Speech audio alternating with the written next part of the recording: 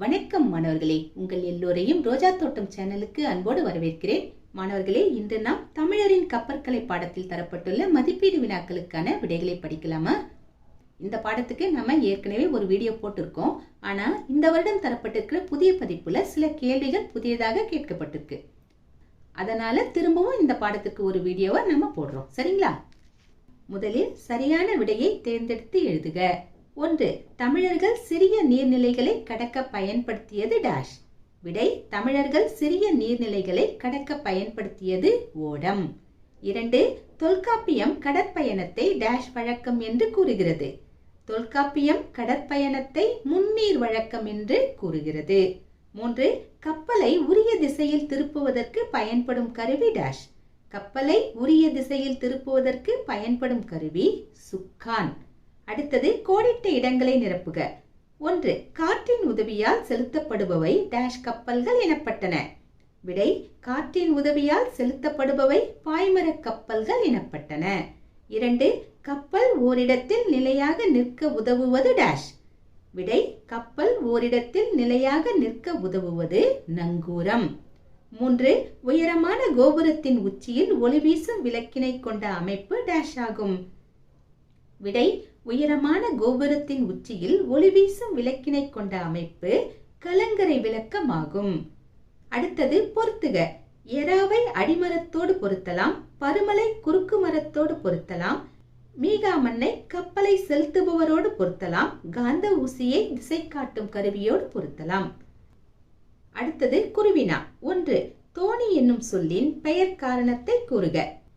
இந்த பாடத்துல தரப்பட்டிருக்கிற முதல் தலைப்பு என்ன? தொடக்க கால நீர்வழி பயணம். இந்த மாதிரி ஒரு தலைப்பு இருக்கு இல்லையா? அந்த தலைப்பின் கீழே கொடுக்கப்பட்டிருக்கிற பத்தியில கடைசி ஒரு 3 வரிகளை இதற்கான விடையா எழுதணும். எப்படி எழுதலாம்னா, புத்தகத்துல அதன் பின்னர் எடை குறைந்த இப்படி ஆரம்பமாகுது இல்லையா?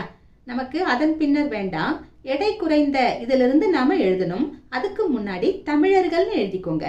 எழுதிக்கிட்டு பின்தொடர்ந்து வாங்க. தமிழர்கள் எடை குறைந்த பெரிய மரங்களின் உட்பகுதியை குடைந்து எடுத்துவிட்டு தோணியாக பயன்படுத்தினான். இப்படி இருக்கு. நாம பயன்படுத்தினர் அப்படி எழுதிக்கலாம்.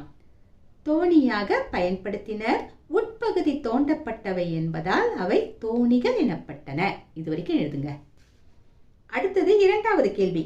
கப்பல் கட்டும் போது மரப்பலகைகளுக்கு இடையே தேங்காய் நார் அல்லது பஞ்சு வைப்பதன் நோக்கம் என்ன? என்ன நோக்கம்னா, கப்பல் பழுதாகாம, அதாவது ரிப்பேர் ஆகாம நீண்ட நாள் உழைக்கணும். இதுதான் நோக்கம். இதுக்காக தான் அப்படி பண்ணாங்க. இதற்கான விடையை நாம் எப்படி எழுதலாம்? இங்க பாடத்துல கப்பல் கட்டும் கலைன்னு ஒரு தலைப்பு இருக்கு இல்லையா? அந்த தலைப்பின் கீழே நிறைய பத்திகள் கொடுத்துருக்காங்க. அதுல கடைசி பத்திக்கு வாங்க. எப்படி ஆரம்பமாகுது? மரங்களையும் பலகைகளையும் ஒன்றோடு ஒன்று இணைக்கும் போது அவற்றுக்கு இடையே தேங்காய் நார், பஞ்சு ஆகியவற்றில் ஒன்றை வைத்து நன்றாக இறுக்கி ஆணிகளை அரைந்தனர். சுண்ணாம்பையும் சணலையும் கலந்து அரைத்து அதில் எண்ணெய் கலந்து கப்பலின் அடிப்பகுதியில் பூசினர்.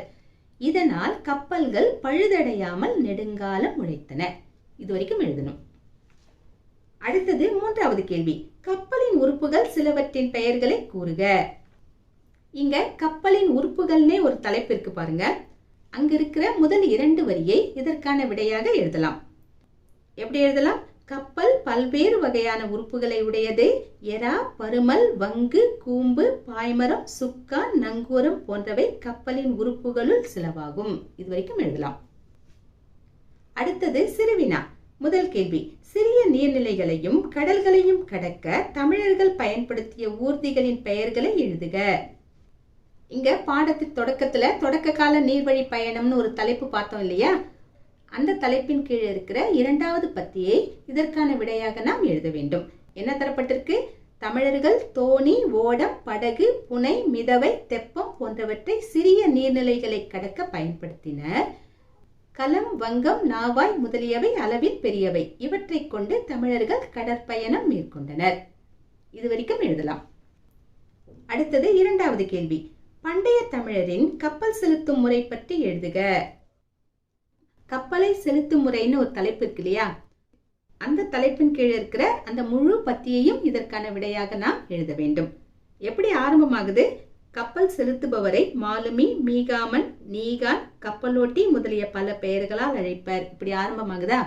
இங்க ஆரம்பிச்சு எது வரைக்கும் எழுதணும்னா அந்த பத்தி முடிய எழுதணும். அதாவது கோள்களின் நிலையை வைத்து புயல், மழை போன்றவை தோன்றும் காலங்களையும் கடல் நீர் பொங்கும் காலத்தையும் அறிந்து தகுந்த காலத்தில் கப்பல்களை செலுத்தினர். இது வரைக்கும் எழுதணும்.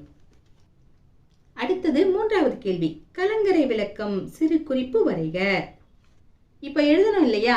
அதுக்கு கீழே இருக்கு பாருங்க, கலங்கரை விளக்கம்னு ஒரு தலைப்பு இருக்கு இல்லையா? அந்த தலைப்பின் கீழே கொடுக்கப்பட்டிருக்கிற அந்த முதல் பத்தியை மட்டும் எழுதணும். என்ன தரப்பட்டிருக்கு? கடலில் செல்லும் கப்பல்களுக்கு துறைமுகம் இருக்கும் இடத்தை காட்டுவதற்காக அமைக்கப்படுவது கலங்கரை விளக்கமாகும்.